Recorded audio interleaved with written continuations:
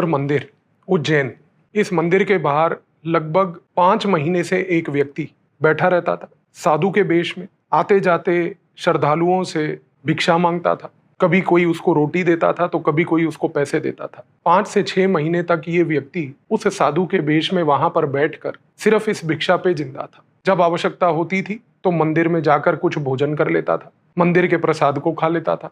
और किसी व्यक्ति को उज्जैन में उस मंदिर के बाहर बैठे हुए इस चीज के ऊपर आशंका नहीं हुई कि क्या ये असली में कोई साधु है या नहीं। लेकिन रियलिटी क्या थी? ये कोई साधु नहीं था। इस व्यक्ति का नाम था तनवीर अहमद। ये व्यक्ति जो था मालदा के थ्रू पश्चिम बंगाल में इलीगल तरीके से बांग्लादेश से बॉर्डर पार करके आया था। और ये कोई नॉर्मल व्यक्ति भी नहीं था, क्योंकि ये व्यक्ति तनवीर जो था ये अंसारुल बंगला टीम की तरफ से ट्रेंड व्यक्ति था। अंसारुल बंगला टीम बांग्लादेश में वही एक ऐसी आतंकवादी संगठन है जिसका नाता अलकायदा से जुड़ा हुआ है। अलकायदा और अंसारुल बंगला टीम पश्चिम बंगाल और भारत की सीमा पर इल्लीगल कैंप्स चलाते हैं, वहां पर लोगों को ट्रेन करते हैं, रेडिकलाइज करते हैं। उन्हीं का एक ह्यूमन एसेट यहाँ पर भारत भेजा गया था। और जब ये व्यक्ति उज्जैन पहुंचा, इसके पास कोई कागजात नहीं थे, कोई नाम नहीं था, कोई आइडेंटिटी नहीं थी, बस मंदिर के बाहर बैठ गया था। 5 से 6 महीने तक जब इस व्यक्ति ने ये कार्य किया, इसकी उसी दौरान मंदिर के बाहर जितनी भी दुकानें हैं जहां पर पूजा सामग्री मिलती है, उन दुकानदारों से भी इसकी बातचीत हुई। और इस बातचीत के दौरान लगभग 6 महीने के बाद एक दुकानदार ने ही इस व्यक्ति को बोला कि आप तो युवा ही दिखते हो, आप क्यों ना मेरे साथ जुड़कर कुछ मेरी मदद करके मेरी दुकान में ही काम करना शुरू कर दो। तनवीर का उद्देश्य भी यही था। 5 से 6 महीने मंदिर के बाहर बैठने के बाद उसने ये जो एक प्रकार का रैपो डेवलप किया, ये उसको फायदा दिया इस कॉन्टेक्स्ट में कि उसको एक दुकान के बाहर नौकरी मिल गई। अब उसका काम सिर्फ सिंपल था, वो दुकानदार की मदद करना, पूजा सामग्री को बेचना, पूजा सामग्री को मंदिर के अंदर लोगों तक लेके जाना, लोगों को सहायता करते हुए पूजा सामग्री के साथ उनको मंदिर के अंदर परिसर में छोड़ना। और जिस प्रकार से तनवीर ये हरकतें करता गया, इससे एक एडवांटेज उसको ये मिला कि उसको मंदिर के अंदर के परिसर के बारे में जितनी जानकारी चाहिए थी वो सारी जानकारी उसको मिलने लग गई। जैसे जैसे ये जानकारी वो प्राप्त करता रहा, इस चीज का वो नोट भी बनाता रहा। इंटेलिजेंस ब्यूरो की जो प्रेजेंस उज्जैन में थी, वहां का जो लोकल सब्सिडरी इंटेलिजेंस ब्यूरो का ऑफिस था, एक दौरान उसने जनरल तरीके से एक ड्रोन सर्वेलेंस पूरे मंदिर के परिसर के ऊपर किया। और सरप्राइजिंग बात यह थी कि जब ये मंदिर के परिसर के ऊपर ड्रोन सर्वेलेंस हुआ, उसी दौरान एक स्पेसिफिक दुकान से ड्रोन ने कुछ रेडियो फ्रीक्वेंसी सिग्नेचर्स प्राप्त किए। ये रेडियो फ्रीक्वेंसी सिग्नेचर्स बड़े अनयूजुअल से थे, अननेचुरल से थे। इस चीज के ऊपर जब निगरानी रखनी शुरू हुई, क्योंकि ये अननेचुरल टाइप की चीज लोकेट हुई थी, तो इंटेलिजेंस ब्यूरो ने रिपीटेड लेवल पर अगले 1 से 2 हफ्ते डेली ड्रोन बेस्ड सर्वेलेंस मंदिर के परिसर के ऊपर शुरू किया। और हर रोज रात को 8 बजे के बाद, मंदिर के परिसर के बंद होने के बाद, मंदिर के पुजारी के चले जाने के बाद, रोज एक रेडियो फ्रीक्वेंसी सिग्नेचर वहां पे पाया जाता था। जब ये रेडियो फ्रीक्वेंसी सिग्नेचर को एनालाइज किया गया, एग्जामिन किया गया, तो मालूम चला कि एक स्पेसिफिक फोन कॉल जो है एक स्पेसिफिक टाइम पर रेगुलर बेसिस पे हो रही है। और सबसे बड़ी बात थी कि ये जो फोन कॉल थी ये भारत में नहीं हो रही थी। ये कॉल करके नंबर बांग्लादेश लगाया जा रहा था, बांग्लादेश से वो नंबर कनेक्ट होकर लाहौर तक जा रहा था। इस कॉन्टेक्स्ट में इंटेलिजेंस ब्यूरो ने एक डिसीजन लिया कि हम अपने एक ह्यूमन एसेट को डिप्लॉय करेंगे, जो कि यहाँ पर देख कर आए कि आफ्टर ऑल हो क्या रहा है। इस कॉन्टेक्स्ट में उज्जैन के इंटेलिजेंस ब्यूरो के ऑफिस से एक महिला अधिकारी को भेजा गया। उस महिला अधिकारी ने एक साध्वी का रूप साधा। साध्वी का रूप साध के वो डेली मंदिर जाने लगी। मंदिर जाने के टाइम पर उसने उसी दुकान में जहां पर तनवीर काम करता था, उसी दुकान से रोज सामग्री खरीदनी शुरू करी। सामग्री खरीदने के दौरान तनवीर से उसकी देखरेख हुई, तनवीर को देखना, उसकी हरकतों को ऑब्जर्व करना। और क्योंकि इस महिला अधिकारी ने एक साध्वी का रूप साध लिया था, तो वो वहीं पर मंदिर में पूजा होने के बाद भी उसी परिसर में बैठी रहती थी। उसका ऑब्जेक्टिव सिर्फ ये था कि वो तनवीर के ऊपर नजर रख पाए, उसकी गतिविधियों पे नजर रख पाए। और उसने एक पैटर्न ऑब्जर्व किया। पैटर्न ये था कि तनवीर दिन में कई चक्कर मंदिर के परिसर में लगाता था। जब भी वो मंदिर के परिसर में चक्कर लगाता था, वो अक्सर प्रसाद बनाने वाले सेक्शन के पास खड़ा होता था, प्रसाद के डिस्ट्रीब्यूशन के सेक्शन के पास खड़ा होता था। और सबसे बड़ी बात, रोज रात को मंदिर के परिसर के बंद हो जाने के बाद दुकान के पीछे जो उसको कमरा दिया हुआ था रहने के लिए, उस कमरे में से वो रेडियो फ्रीक्वेंसी सिग्नेचर रोज मैच होते थे। ये चीज लगभग 4 से 5 महीने रेगुलर बेसिस पे फिर से ऑब्जर्व की गई।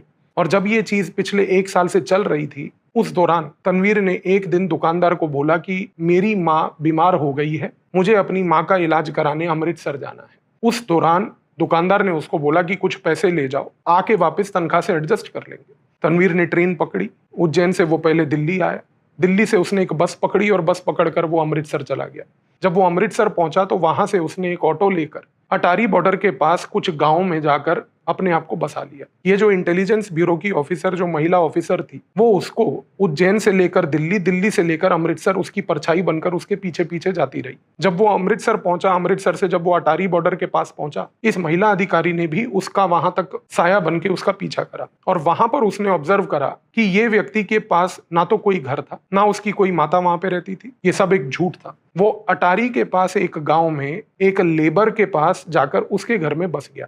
वो लेबर खेतों में काम करता था। उसके घर में बसे रहने के 3 से 4 दिन के बाद इंटेलिजेंस ब्यूरो की इस अधिकारी ने एक पैटर्न देखा और वो पैटर्न बड़ा सिंपल था। एक शाम पाकिस्तान की ओर से एक ड्रोन का प्रयोग किया गया और उस ड्रोन से कुछ चीजें भारत की सीमा की तरफ फेंकी गई, जो इस गांव में अटारी के पास खेतों में पाई गई। छोटी छोटी पुड़ियां थी। वो पुड़ियां उसने पर्टिकुलरली जब भारत फेंकी तो तनवीर ने जाकर उनमें से 2 पुड़ियां उठाई और सबसे बड़ी बात, पुड़िया उठाने के बाद उसने उसको अपनी गले में पहनी हुई रुद्राक्ष माला के अंदर खोल के उसको छुपा दिया। ये चीज पूरी कैप्चर की गई और उसके अगले दिन सुबह तनवीर ने गांव छोड़ा, अमृतसर शहर आया, वहां से बस पकड़ी, दिल्ली पहुंचा। दिल्ली के पुरानी दिल्ली रेलवे स्टेशन पर वो खड़ा था और वो मालवा एक्सप्रेस का वेट कर रहा था कि जो ट्रेन उसको वापस से उज्जैन लेके जाएगी। इस दौरान इस इंटेलिजेंस ब्यूरो की महिला अधिकारी ने जब ये सारी रिपोर्ट पेश करी तो एक निर्णय लिया गया कि तनवीर को दिल्ली के पुरानी दिल्ली रेलवे स्टेशन के बाहर ही, जो दिल्ली पुलिस की स्पेशल सेल है और इंटेलिजेंस ब्यूरो के एक जॉइंट ऑपरेशन के तहत पकड़ा जाएगा। तनवीर रेलवे स्टेशन पर खड़ा था, वेट कर रहा था और उसी दौरान एक इशारे के तहत दिल्ली पुलिस के कुछ अधिकारियों ने उस समय जो स्पेशल सेल से जुड़े थे तुरंत जाकर तनवीर को पकड़ा। इंटेलिजेंस ब्यूरो की टीम उसको जो रोहिणी का एक सेफ हाउस है वहां पर ले गई और वहां ले जाने के बाद जब उसकी इंटेरोगेशन हुई तो इंटेरोगेशन के दौरान उसके रुद्राक्ष को भी खोला गया। उस रुद्राक्ष में से निकला एक पर्टिकुलर पुड़िया और जो वो पुड़िया निकली, जब उसका एग्जामिनेशन करवाया गया तो मालूम चला कि वो रिसिन था। रिसिन एक ऐसा जहर जो केवल 1 ग्राम जहर 100 से 200 लोगों को मारने के लिए सक्षम होता है। जब इंटेरोगेशन हुई, पूछताछ हुई तो उसने कबूल किया कि उसको भेजा गया था इस पर्पज से कि वो ये रिसिन पाउडर जो है उसको बेसिकली महाकालेश्वर मंदिर के प्रसाद में मिला दे, क्योंकि उसका उद्देश्य था कि इसको प्रसाद में मिलाने के तहत मंदिर के परिसर में 100-200 लोगों की जब मौत हो जाएगी तो इससे हाहाकार मचेगा। हाहाकार मचने के बाद देश में एक अजीब सा माहौल पैदा होगा कि मंदिरों के अंदर प्रसाद खाने से लोगों की हत्या हो रही है। और इसको अल-कायदा और अंसारुल बंगला टीम मिलकर पाकिस्तान की ISI के साथ कुछ अंतरराष्ट्रीय मीडिया हाउसेज में इस चीज को बढ़ा चढ़ाकर भारत के खिलाफ एक प्रोपोगंडा चलाने का गेम खेल रही थी कि यदि इस प्रकार की कुछ इंसिडेंट को अंजाम दे दिया जाता तो उनको भारत के अंदर, भारत के मंदिरों के बारे में, सनातन धर्म के बारे में इस प्रकार की नैरेटिव चलाने की कैपेबिलिटी मिल जाती। लेकिन दिल्ली पुलिस के स्पेशल सेल और इंटेलिजेंस ब्यूरो के जॉइंट ऑपरेशन के बाद जब इस व्यक्ति को पकड़ा गया, तब पकड़ने के बाद सिर्फ ये रिसिन का खेल नहीं बल्कि सबसे बड़ा खेल जो निकला वो ये था कि किस प्रकार से आज इल्लीगल तरीके से बांग्लादेश से ये लोग भारत घुसते हैं और भारत में घुसने के बाद किस तरीके से ये भारत को अंदर से खोखला कर रहे हैं। 15 अगस्त 2025 को जब प्रधानमंत्री ने लाल किले से इस चीज के बारे में गुहार लगाई कि किस तरीके से देश के अंदर घुसपैठी घुस चुके हैं, किस तरीके से वो देश को खोखला कर रहे हैं, ये एक इंटेलिजेंस ब्यूरो का एक ऐसा ऑपरेशन था जो इस बात का एक लिविंग प्रूफ है कि किस तरीके से इन लोगों ने भारत को खोखला बना दिया है। लेकिन हर एक ऐसे इंसिडेंट के पीछे कुछ जाबाज अधिकारी हैं, कुछ जाबाज एजेंसी हैं जो दिन रात बिना किसी मेडल के, बिना किसी मीडिया पब्लिसिटी के सिर्फ इस काम को सक्षम देती हैं कि आप एक चैन की नींद सो पाएं और इस चीज को भरोसा दिलाती हैं कि देश के नागरिकों के ऊपर कोई पर्टिकुलर लेवल पर अत्याचार ना हो। तो आई बिलीव इस ऑपरेशन के बाद अब आपको ये चीज क्लियर हुई होगी कि किस तरीके से हमारी एजेंसीज काम करती हैं, आपको सुरक्षित रखती हैं और ये इंश्योर करती हैं कि देश के किसी नागरिक के ऊपर कोई आंच ना आए। धन्यवाद।